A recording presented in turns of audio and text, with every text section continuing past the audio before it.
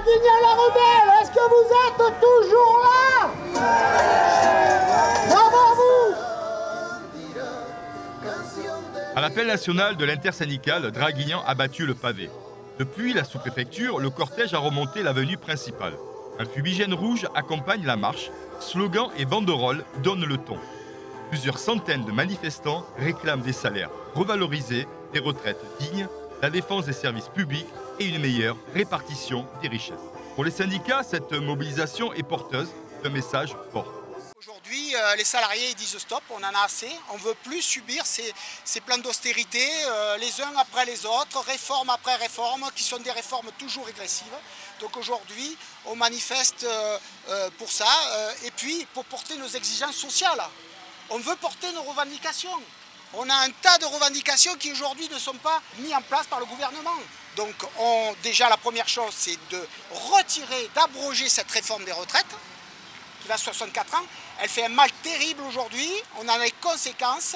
Et puis aujourd'hui, on ne peut pas accepter que ces plans d'austérité touchent les malades, touchent les retraités, touchent les salariés. Les grands patrons des grandes entreprises aujourd'hui se gavent comme jamais.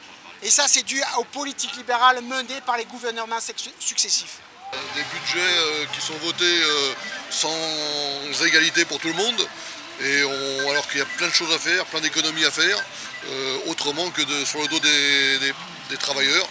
Donc on est tous contre ce système-là et on attend des mesures de rupture, soi-disant, de M. Le Cornu.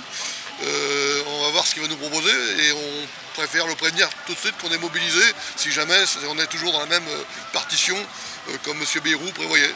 On n'est pas là simplement pour dire qu'on est contre, on a aussi des propositions et depuis longtemps. Les priorités pour l'école, c'est de l'investissement. Ce n'est pas que des dépenses budgétaires annuelles, c'est de l'investissement. Investir dans l'école, investir dans la santé de tous les Français, ce n'est pas nécessaire, c'est obligatoire. Il faut que chacun puisse bénéficier de la politique de l'État et pas simplement que l'on privilégie des gens qui sont déjà privilégiés.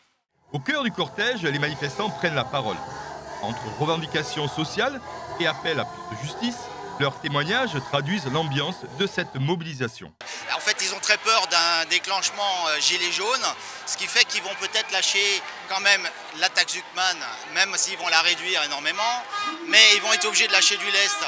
En tout cas, c'est pour ça que je suis là. Je ne manifeste pas tout le temps, mais voilà, je pensais que là, c'était quand même intéressant de le faire. Si tout le monde est d'accord, il ne se passe rien. C'est parce qu'on n'est pas d'accord qu'il faut qu'on sorte et qu'on discute. Bien évidemment que y en a qui ne vont pas être d'accord parce que pour des raisons régaliennes, parce qu'il y a peut-être trop d'immigrés. Il y en a qui ne vont pas être d'accord parce que les richesses ne sont pas partagées. Il y en a qui ne vont pas être d'accord parce qu'ils travaillent trop. Il y a plein de raisons pour ne pas être d'accord. Mais une fois qu'on est tous ensemble, on construit un projet de société. Qu'est-ce qu'ils ont fait, le CNR, après la Deuxième Guerre mondiale? Ils se sont tous mis autour d'une table, ils ont discuté. Ils ont créé un projet de société. Ça a débouché sur quoi? Ça a débouché sur la sécurité sociale. Ça a débouché sur tous les acquis sociaux qu'on vit, sur lesquels on vit encore aujourd'hui.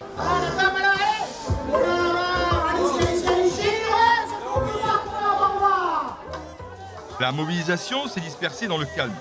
800 personnes, selon les syndicats, environ 500 d'après la police. Discours, slogans et fumigènes ont rythmé le cortège.